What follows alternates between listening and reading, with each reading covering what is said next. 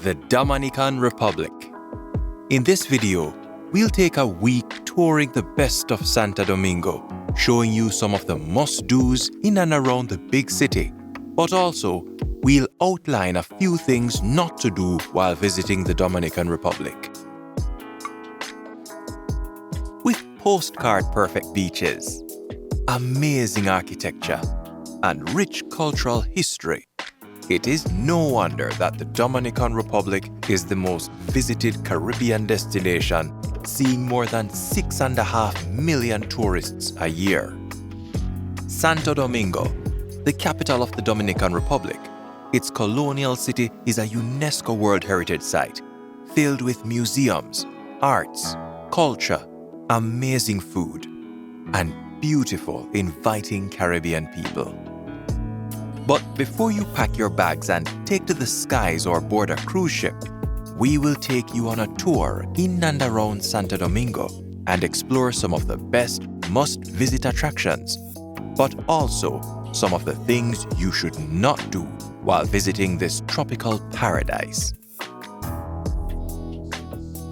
Welcome to Gyre Caribbean, where we explore the rich cultures of the Caribbean, the tropical adventurous Caribbean lifestyle, plus the natural beauty of the region.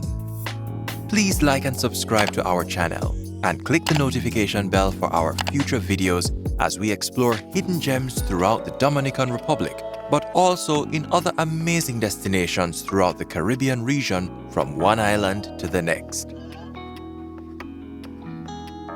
Most tourists traveling to the Dominican Republic do not need a visa to enter the country. However, foreigners visiting the island must have valid passports for the duration of their stay and departure. The Dominican Republic, which is 4 times the size of Jamaica, has it all and offers visitors an incredible diversity in landscapes, including beaches, mountains, prehistoric caves, deserts, lakes, rivers, and numerous waterfalls. Christopher Columbus first landed in Hispaniola in 1942, and the Dominican Republic became a Spanish colony a year later. It is important to know that Spanish is the official language of the Dominican Republic, so it would be useful to learn a few Spanish phrases. In Santo Domingo, as well as in most tourist destinations around the Dominican Republic, staff in hotels, restaurants, and tourist areas, as well as tour guides, understand and speak English. Therefore, it's not a big deal. However, if you want to visit many of the hidden gems, learning a few Spanish phrases can go a long way. The Dominican Republic has warm, sunny weather all year round. But it does get chilly early mornings and late evenings from November to March, whether in the city or in the mountains, so packing a couple of warm clothing is recommended. If you are staying in Santo Domingo, bring your regular city clothes, as well as a couple of dressy outfits for special occasions or to dine in upscale restaurants. If you are planning to visit certain national monuments, museums, or churches, you may not be able to enter if you are in shorts or miniskirts. Some government offices will not admit you with a sleeveless shirt or without closed footwear. So when is the best time to visit this paradise? Well, that depends. If you are more of a relaxing and nature lover, then mid-January to mid-March is when the North Atlantic humpback whales visit the waters around the island and the flora is much lusher. The hurricane season, which is June to November, should be considered when planning your trip. The Dominican Republic lies right in the middle of the Caribbean hurricane belt, getting its fair share of stormy weather, usually at its peak in August and September. Let's start our tour on our first day to Zona Colonial. While in Santo Domingo, you must start first with a tour of the historic Zona Colonial. The location where Christopher Columbus first set foot in the Americas is filled with the oldest architecture and historic beauty. Start your trip by going to the Cathedral of Santa Maria la Menor, which is the first cathedral in the Americas. Built in the 16th century, This cathedral is still used and has much of the original construction, its silver altar, and one of the oldest paintings of the Virgin Mary in the Western Hemisphere. This cathedral is right outside Parque Colón, which is the actual location Christopher Columbus landed and established the oldest colonial city in the Western world. Take a stroll through the park, and when you are ready, make your way over to the oldest military base of European origins in the Americas, Fortaleza Ozama. This UNESCO Heritage Site overlooks the Ozama River and is still standing after 500 years. Your next stop should be the Alcazar de Colón, which is the former residence of the Columbus family and is now a museum filled with the rich history of the country. If you truly want to learn about the Dominican Republic, this is the place. To finish off your long day in Zona Colonial, Calle El Conde, which is a pedestrian street in the city that has a ton of local restaurants and bars, as well as local artisan shops. There is Café El Bujo for a sophisticated dining experience, but a personal favorite is El Tigre for a much more local affair. When you are done soaking in the atmosphere, take a walk to the beautiful beach of Playa Montesionos and enjoy the lovely waters and white sands. And why not dip your feet? On day 2, let's visit historic Santo Domingo. There are many other places in and around Santo Domingo that you should visit. After all, it is the oldest colonial city east of the Atlantic Ocean. You can visit the ruins of Monasterio de San Francisco, which is also the first monastery to be built in the New World and is one of the most important historical sites in the Dominican Republic. The monastery has endured countless disasters, having been hit by hurricanes, devastated by earthquakes, sacked by Francis Drake, and used in battles only to be repaired time and time again. There is also the Museum of the Royal Houses for those history buffs out there. Built in the first half of the 16th century, this impressive structure was originally constructed to house the most important government offices of the New World, and it did up until the 1970s. Now, similar to Alcazar de Colón, the museum displays much more Taíno artifacts, colonial furnishings, and an interesting weapons collection, among other items. Though the hallways are narrow in places and on busy days the museum can feel quite congested, the wonderful open interior courtyard with benches and a small garden all make up for it. Bear in mind that the displays are in Spanish, but headsets with audio recordings in multiple languages are available. Finally, for the quirky of you, the Choco Museum is more than just a tasty shop in the Zona Colonial. Housed in a 16th century building, the museum and the chocolate factory is an educational experience and a fun way to learn about the cacao industry in the Dominican Republic. Not only can you sample pieces of chocolate and try various chocolate drinks, there are also many cacao-based beauty products. Whatever you decide, just note you may need to take a taxi to get to some of these places if you are not a fan of walking. But do not worry, everything is cheaper in Santo Domingo and should not cost you more than $7. Day 3. It's all about the sun, sea, and sand. As our journey continues in and around Santo Domingo, we know you travel to the DR to enjoy the beautiful beaches. So, what are the best beaches? And what activities are there to do in Santo Domingo? Well, if you want a beach right in Santo Domingo, then the obvious choice is Playa de Guibia. This is right on the city's coast and is popular amongst locals. If you are prepared to travel just a short distance for a truly world-class beach experience, Playa Boca Chica is the place for you.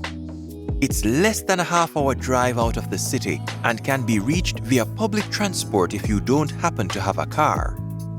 Though Playa Boca Chica is a huge beach, it is also very popular and can be a bit crowded. But do not worry. Even on the busiest days, you can still find an empty space. If Playa Boca Chica is a little too busy for you, Juan Dolio is the best alternative. You will have to be willing to wait a little longer to enjoy this beach. However, as it is situated just under an hour outside of Santo Domingo, but this distance actually helps the beach to be way less crowded. Or for an even quieter beach, there is Playa Najajo, which has all of the same beauty and even fewer people. Day 4, we'll spend the day whale watching along with some water activities. If you are interested in water activities, then take an all-inclusive sail trip to the Caribbean Sea. Some trips go to Catalina Island, or just spend the whole time on the ocean where you can snorkel and swim among the cute fishes. If you travel during the right time, then taking a full-day whale-watching tour is a perfect trip in Santo Domingo. The excursion includes a visit to Cayo Levantado, an island in front of the Samania Peninsula, as well as lunch and drinks. There is also the option to travel to the majestic waterfall of El Limon. On the El Limon Ranch, the waterfall is among the mountains and is fed by the Arroyo Chico River. The impressive 170-foot drop of fresh water right in the middle of the jungle gives a quite immersive experience. And if you wish, you can also add a trip to the beautiful Cayo Levantado, also known as Bacardi Island. A night out in the big city. If you are looking for a night out on the town to party, then kick things off right in Zona Colonia at Vio Vio, which possibly has the best pizza in Santo Domingo. Or, for a more bar-like experience, there is La Posta Bar, which has less dining options but is still an amazing start to the night. When you are ready, hit the club and dance the night away at the popular Mama Club, which has the best DJs and modern music, or Napolitano Discoteca. If you are looking for a more romantic night with that special someone, then we have the perfect night for you. Why not have an amazing dining experience in a cave? Yes, a cave at El Meson de la Cava in the heart of Santo Domingo. Once used as a storage base for soldiers, this elegant restaurant has been transformed into a romantic and unique restaurant. After your dinner, take a taxi to Zona Colonial, for if you liked it during the day, you will love it at night. Alive with music, cafes, and clubs, there are a host of different things to entertain you. If you want to dance, then there are places like Club Merengue and the Jet Set Club.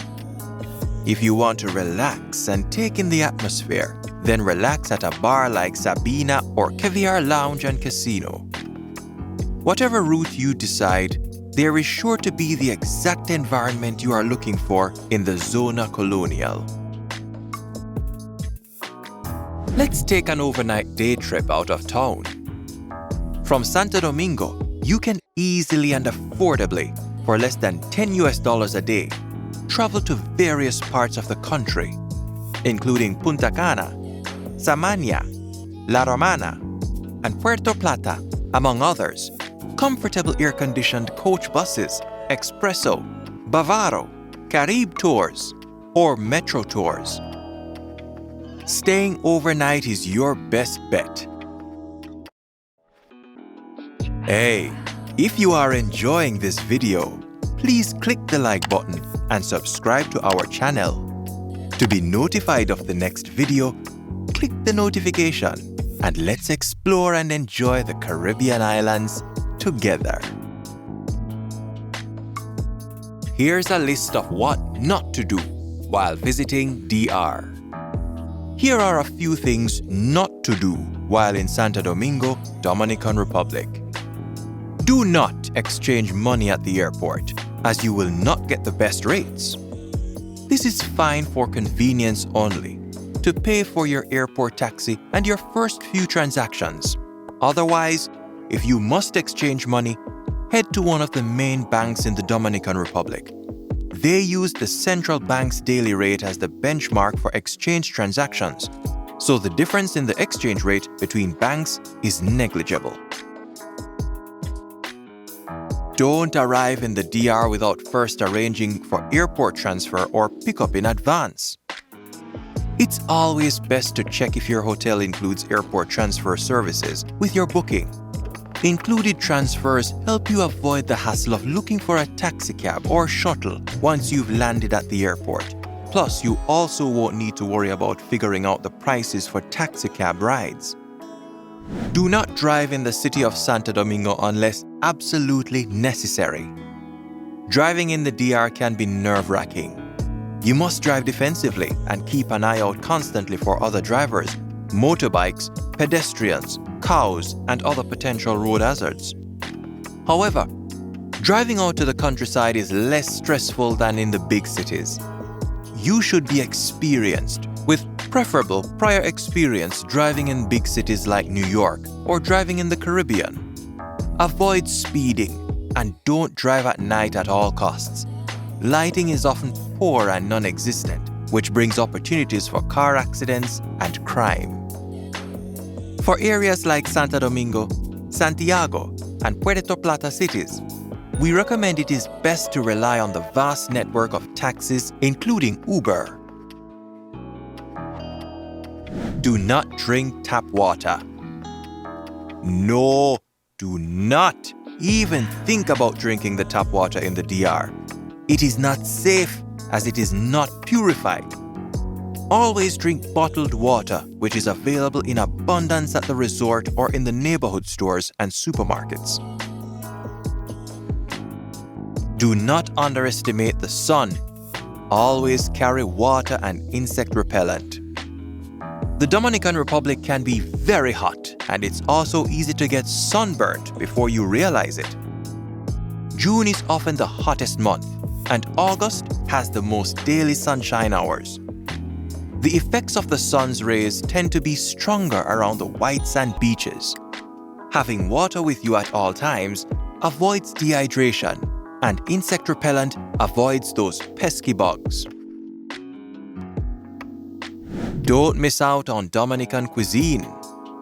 One of the ways to experience the culture of the Dominican Republic is through the exotic flavors of its cuisine. Dominicans take pride in the vast variety of their local dishes, which represent fusions between Spanish, African, and indigenous Taíno influences. Among the treats not to be missed are cativia, wheat empanadas, salpicón, chilled seafood and vegetables, sancocho, rich meat stew, and pastel en hoja, boiled root crops and meat in banana leaf. Some of the more unmissable local dishes include chicharrón, fried pork skins, and tostones, fried plantains, as snacks. Do not be flashy. The Dominican Republic has some of the lowest crime rates in the region. However, common sense should prevail. It's best to take precautions just as you would when visiting any new country or large city in the world. Don't flash your valuables, such as smartphones and cameras. Use them discreetly when you are away from tourist areas. Leave jewelry at home. Dress simply, and don't wander down isolated streets during the day or night. Being vigilant is key in spotting unlawful tactics. Shady taxicabs tend to overcharge. Stick to designated pickup areas. Unlicensed tour operators often offer cheap packages, and some ask for bookings paid in full, in advance, but are nowhere to be found on the day of your tour. Beware of inflated prices at restaurants and bars. Always ask for a final price quote for weighed seafood. Areas you might want to avoid. It might be wise to avoid such areas as La Duarte, Arroyo, Hondo, Naco, Gascue, Cristo Rey, and Via Agricola, as they might not be safe if you're not traveling with locals. As your vacation comes to a close, I know you would have had a great time. The Dominican Republic is full of adventures and a vast array of fun activities to enjoy. Check our blog at jairi.com for more details about the Dominican Republic, and stay tuned for more videos as we explore other areas of the Dominican Republic, plus other Caribbean destinations. Did you know Santo Domingo, the city capital of the Dominican Republic, is the oldest European settlement in the Americas? Santo Domingo hosted the first colonial rule of the Spanish crown in the New World. A city of firsts, it hosts the first cathedral, first municipal building, and the first university in the New World.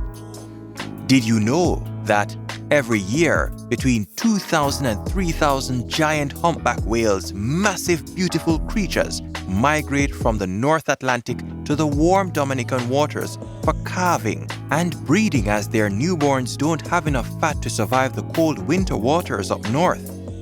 They migrate to the northeastern coast of the Dominican Republic, the Bay of Samania, where they stay until March before returning to their summer feeding grounds between North America, Greenland, and Iceland. Technically, the humpbacks are native Dominicans living abroad for the summer. That's pretty cool. If there are attractions or sights to see or do in and around Santo Domingo that you think should be included in this video that is not, please let us know with your comments below. We would love to hear from you. Please share your thoughts on the content of this video or suggest topics you would like to see us cover. Thank you for watching. Please like, subscribe, share our channel with others, and turn on the notification bell for our next video as we explore the Caribbean together. Visit jairi.com or click the link in the description below to download our latest free Caribbean recipe or subscribe to our blog. Thanks again. See you next time.